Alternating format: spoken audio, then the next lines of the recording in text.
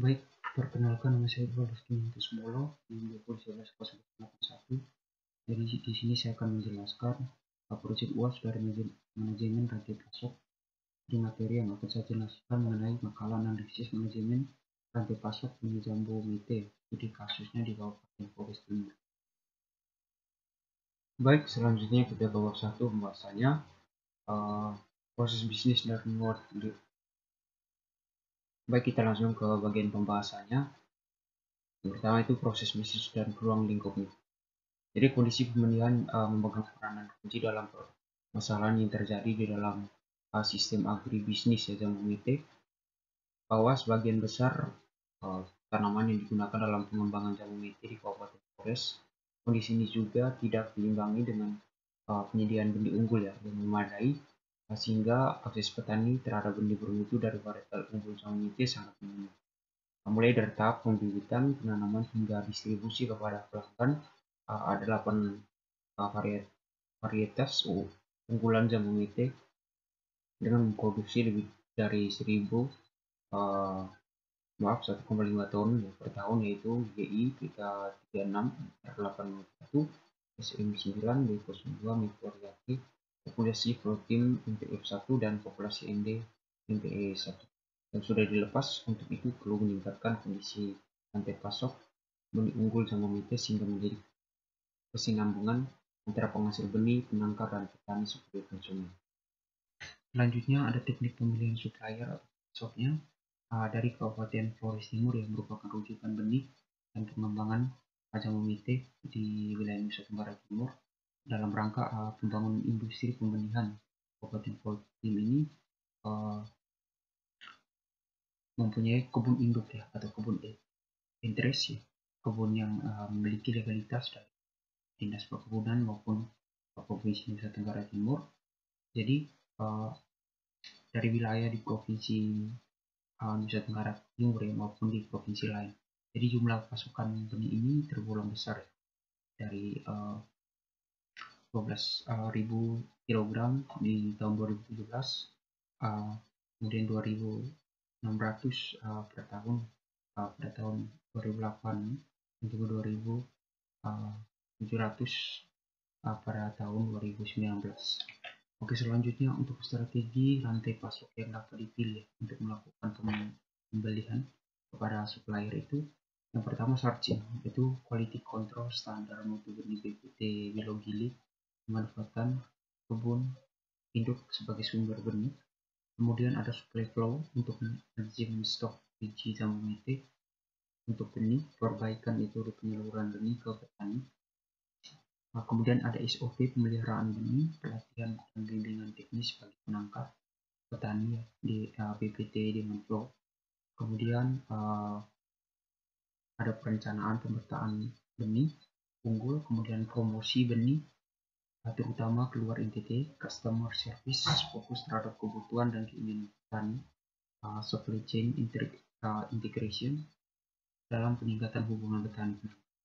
Oke, ini merupakan gambar dan pesan dari supply chain-nya atau manajemen rantai pasok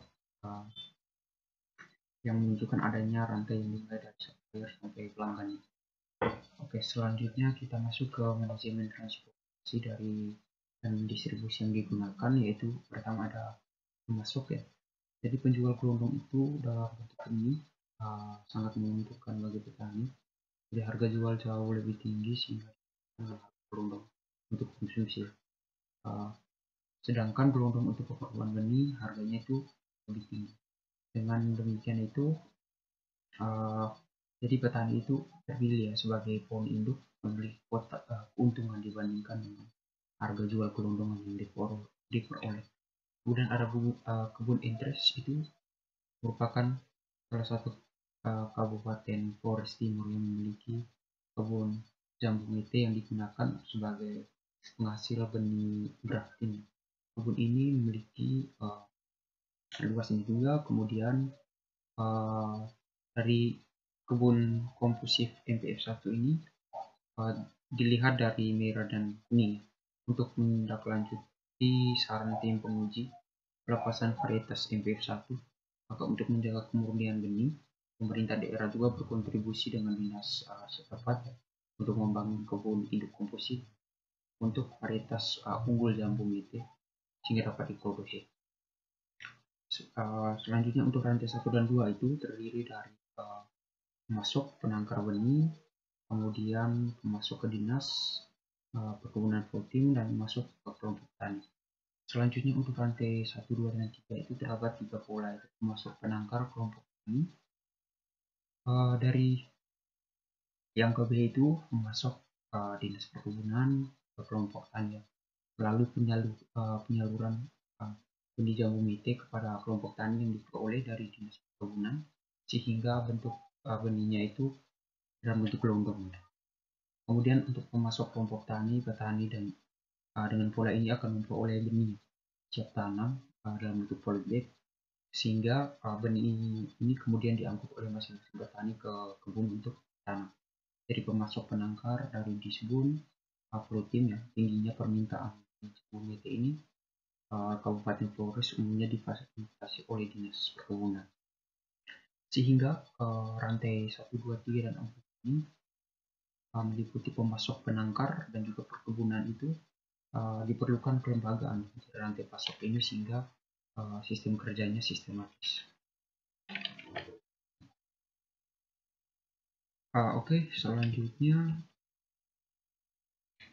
Selanjutnya kita masuk ke infrastruktur transportasi dan distribusi yang digunakan. Jadi transportasi di wilayah kepulauan seperti Flores Timur ini kondisinya itu prinsipnya rantai pasok yang disampaikan di atas ya, yang dijelaskan. Kemudian ada beberapa misalkan kerusakan benih yang diterima itu menyebabkan persepsi petani mengenai sistem logistik yang digunakan oleh penangkar belum cukup baik ya. Keterlibatan pemerintah itu juga menjadi kerjasama untuk memudahkan manajemen rantai pasok yang berjalan dengan baik. Kemudian ada perencanaan sistem SCM yang dibangun. Kita fokusnya pada di pelanggannya dalam SCM-nya. Dalam fokus ini hasil survei itu bahwa penangkaran benih jambu mete di Kabupaten Poltim ini memproduksi benih jambu mete. Mereka sudah berusaha memenuhi kebutuhan harapan pelanggan. Kemudian dengan harapan pelanggan tersebut, benih jambu mete yang diidentifikasi dalam penelitian terkait dengan kualitas dan spesifikasi yang diinginkan petani. Jadi pemenuhan kebutuhan ini jumlahnya itu tepat dan ada hubungannya dengan penangkar dan pelanggannya. Selanjutnya dalam penelitian ini juga seri filenya itu dipersepsikan sebagai upaya penangkar untuk memenuhi permintaan semua pelanggan secara adil. Kewajaran tingkat keuntungan yang diambil oleh penangkar serta penetapan harga jual benih.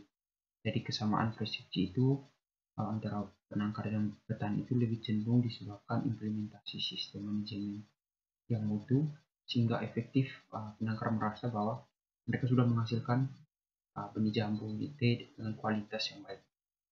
Dalam hal ini juga dilihat dengan adanya kelayakan dari tim pemeriksa dan pengawasan benih untuk benih yang dihasilkan. Jadi komunikasi baik antara mitra dan juga sistem manajemen rantai pasok akan dapat menyelaraskan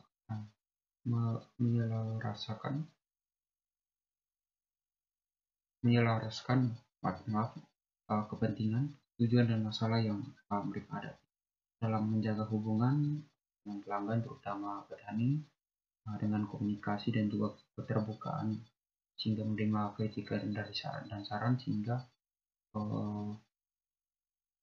sistem manajemen rantai pasok ini terjalin dengan baik. Selanjutnya